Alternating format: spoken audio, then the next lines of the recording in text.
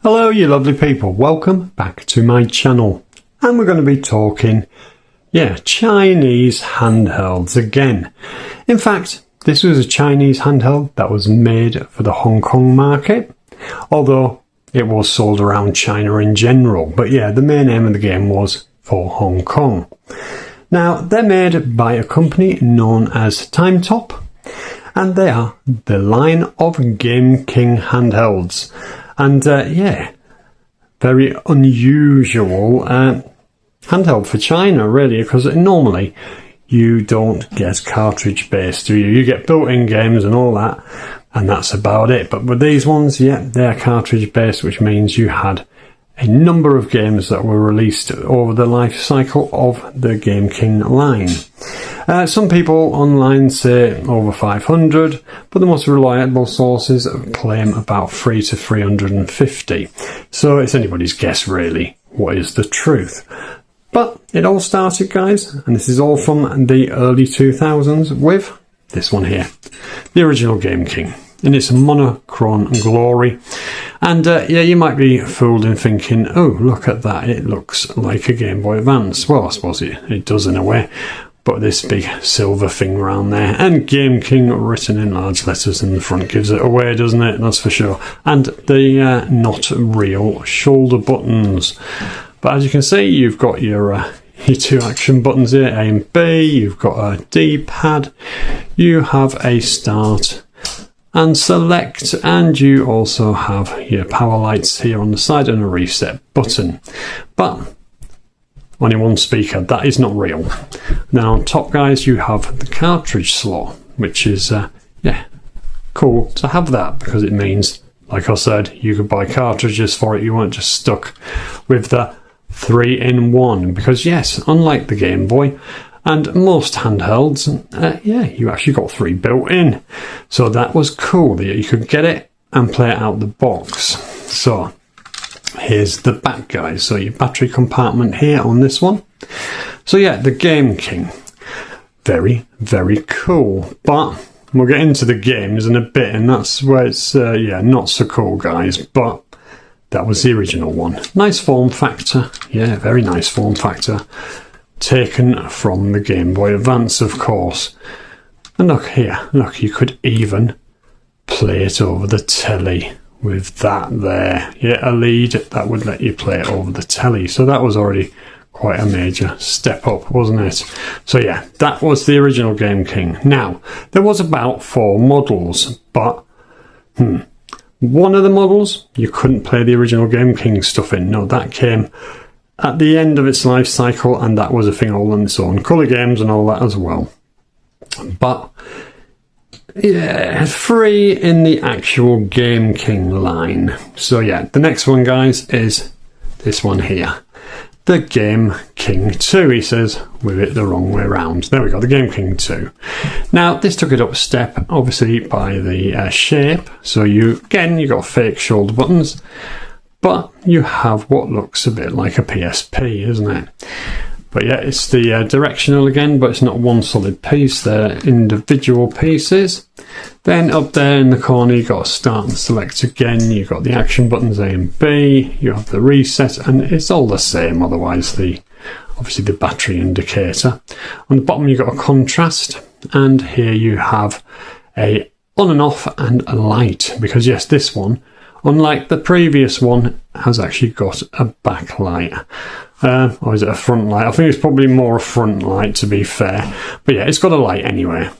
So very nice form factor. Obviously the cartridge slot is there again, and it does play all the original Gameking games, because it is literally just a upgraded version of the original Gameking. Now, this is a quite rare colour.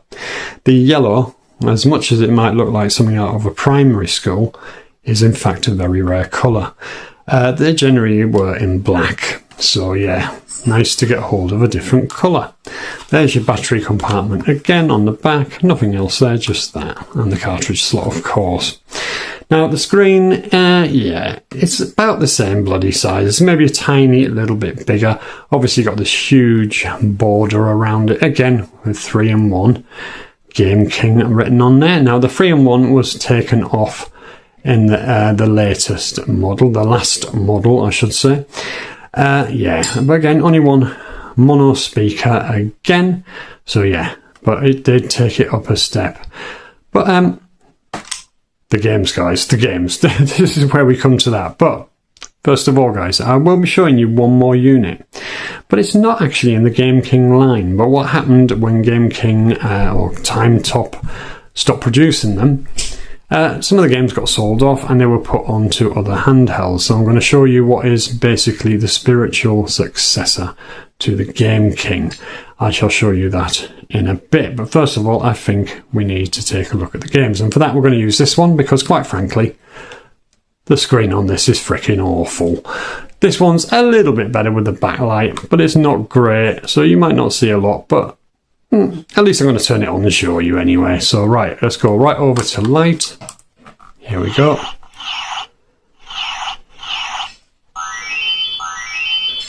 Now I'm sure you can see by that it is, yeah, a very, very strange type of screen indeed. It's almost, I don't know, one up from a calculator, I don't know. You know, it's got these very black dots there.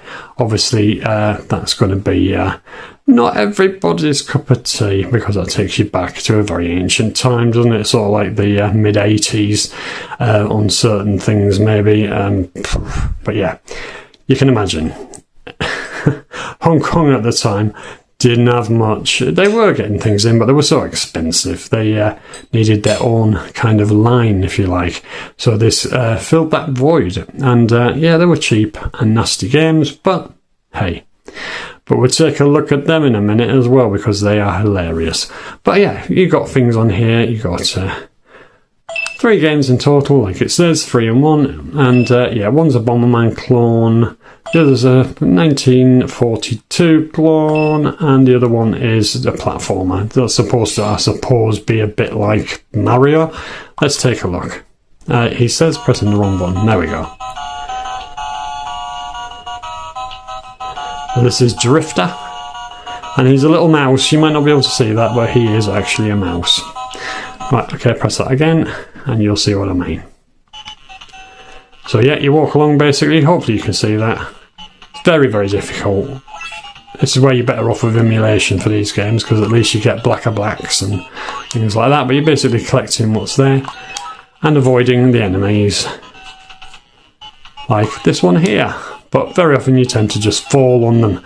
And you can see it blurs on top of it all. So not only is it very basic graphics, and to be quite fair, on the Gameking 2, you've got that fake background there, which does appear later as well on other models. But it's a piece of plastic that's inside there. Now, if you've got an ounce of sense, unlike me, you would take that piece of plastic out and then you just have the screen like you do on the original Gameking. But you know what? I didn't take it out. I wanted to keep it authentic, and now I've died, because that is very distracting. Because you can just see those mountains, and I tell you what, even on the shoot 'em up, that is there. These mountains and what have you there getting in the way of the screen. So yeah, it was a pretty crap experience in that sense. But let's turn it off a minute. There we go. So that's that one. Let's turn it back on. It's just a lot quicker than me getting a pin and trying to press the bloody reset there. I mean, it's nice to have that backlight, and of course you have got a contrast wheel, so you can make it darker like that, or lighten it right up. It's up to you. It goes as dark as this. There we go. We'll get it into a nice even medium so you can actually see it, and then we'll go down to the next game, which is the shoot 'em up, which is a clone of 1942 and all that gubbins. Right, here we go. So you can see 2003. I don't know what war they were fighting, but oh well. But this one is extremely difficult to see with that background.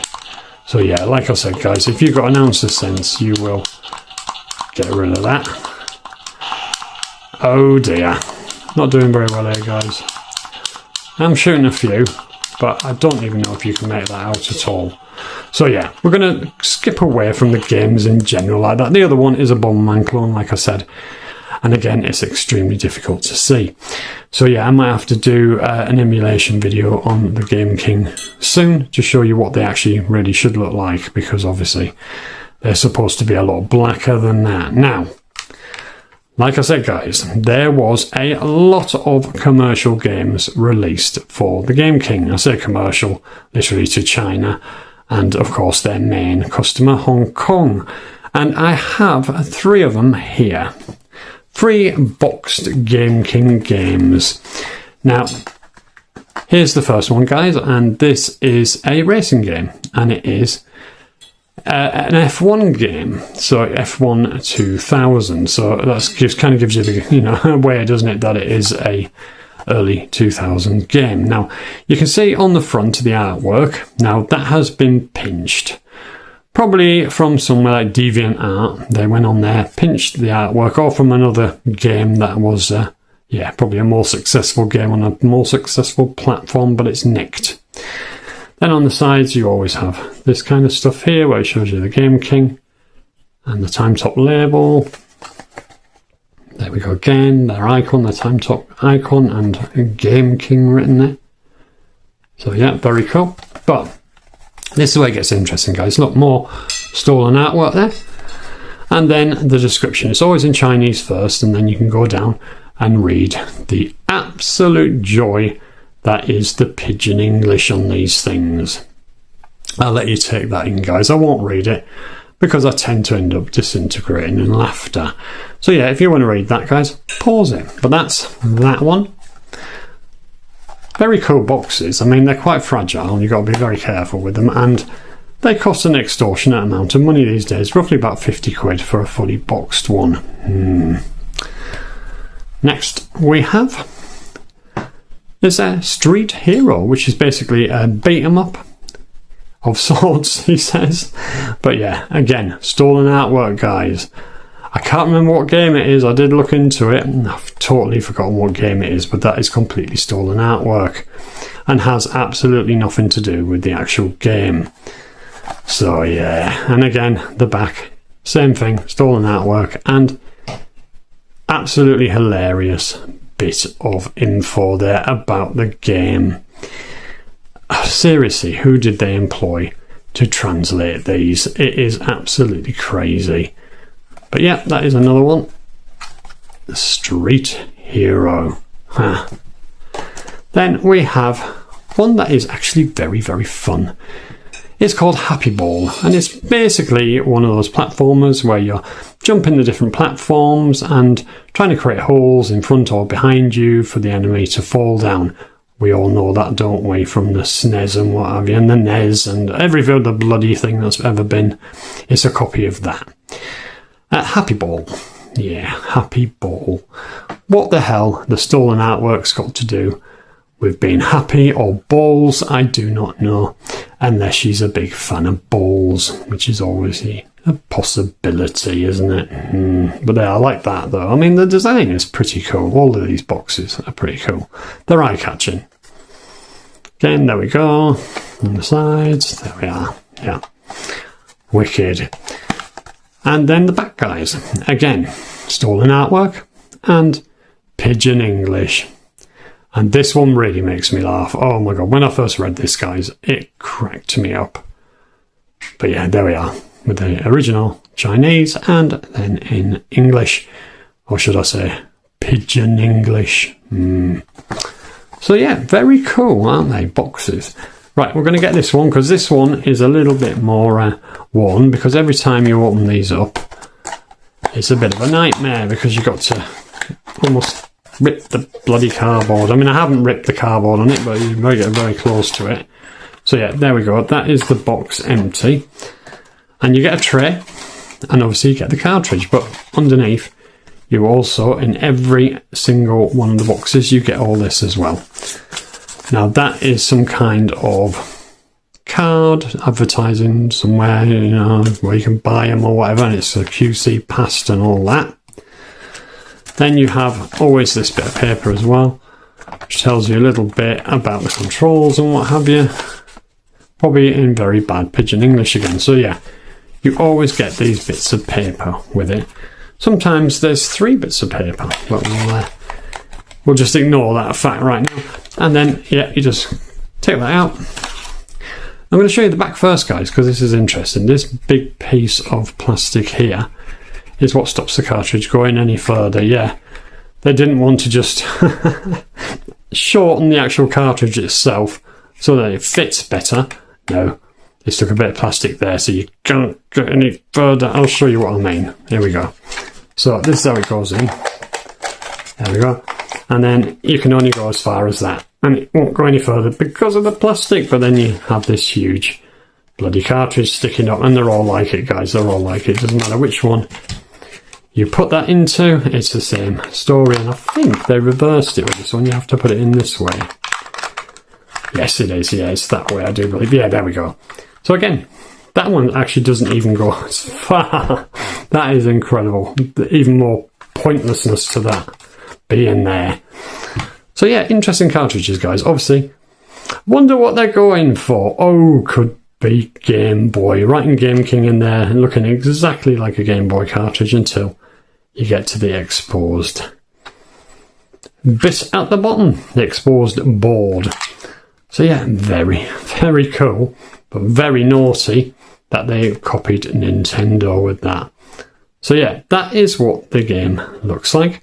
The cartridge it looks like, the paperwork, and what's inside the box basically. But now, like I said, guys, there was other models. I don't have those models. I don't have the 3.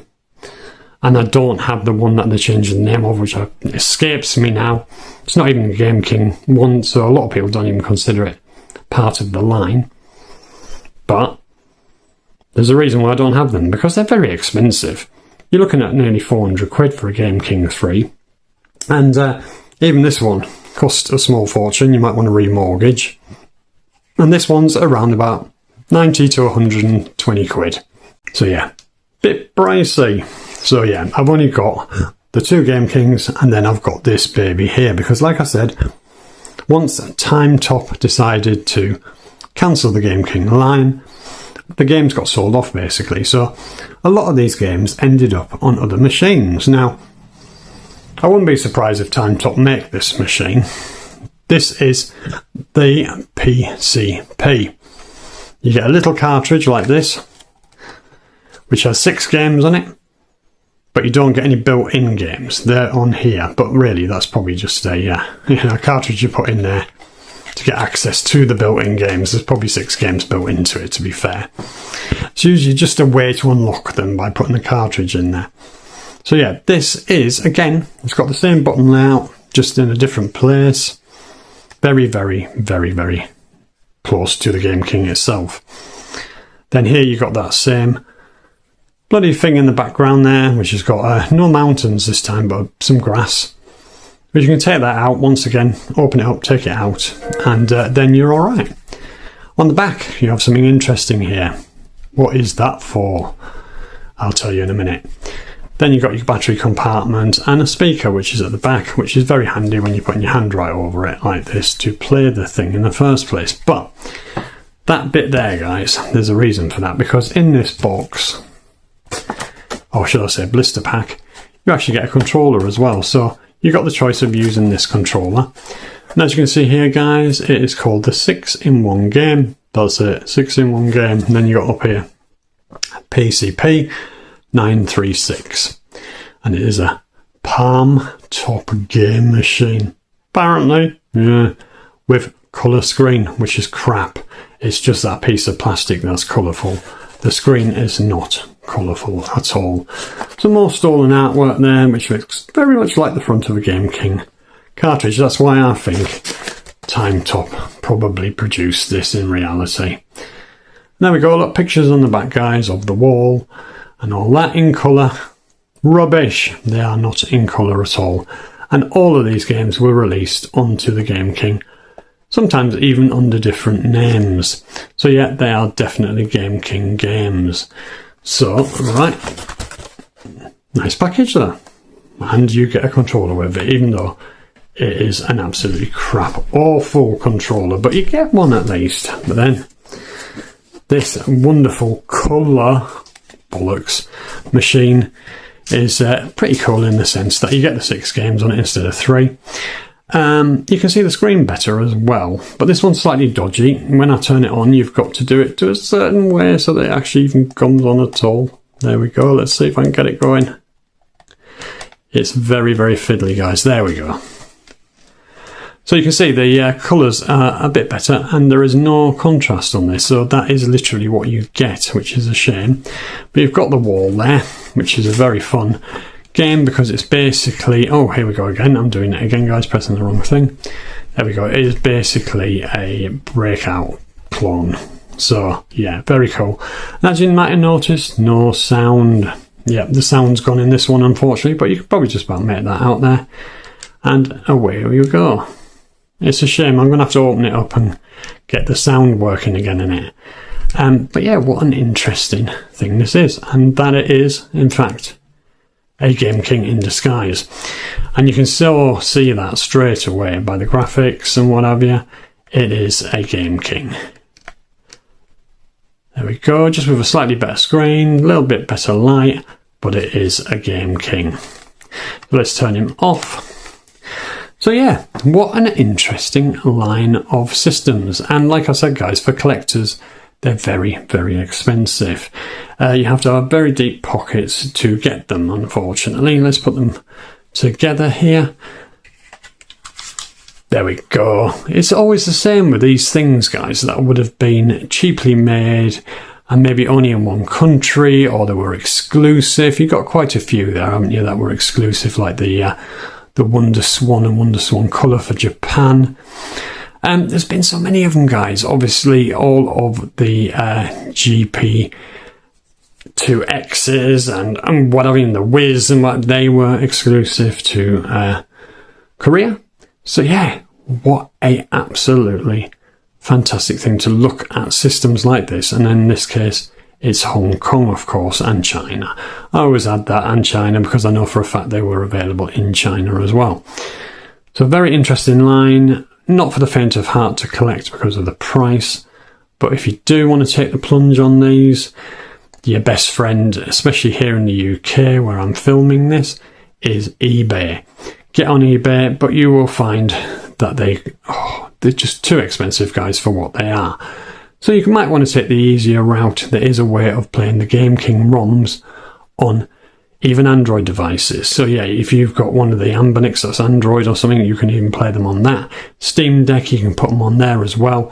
So yeah, there is other ways of playing these games without having to spend a fortune. But if you're like me and you're a collector, obviously you want them. And I will one day get a Gameking 3, even if it's a broken one that I fix. But wow, what do you think of that? How unusual. Weird, eh? But wonderful at the same time. So yeah, guys, have you come across one of these? Do you own one? Were you prepared to take the plunge of spending that money on one of these, only to be maybe bitterly disappointed when you actually played a game?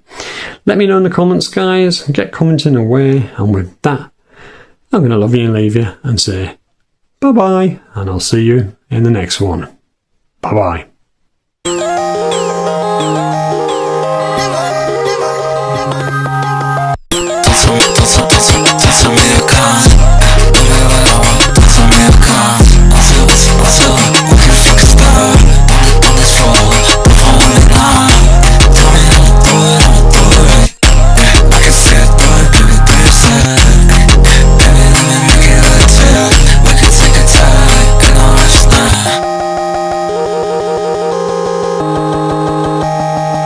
It's not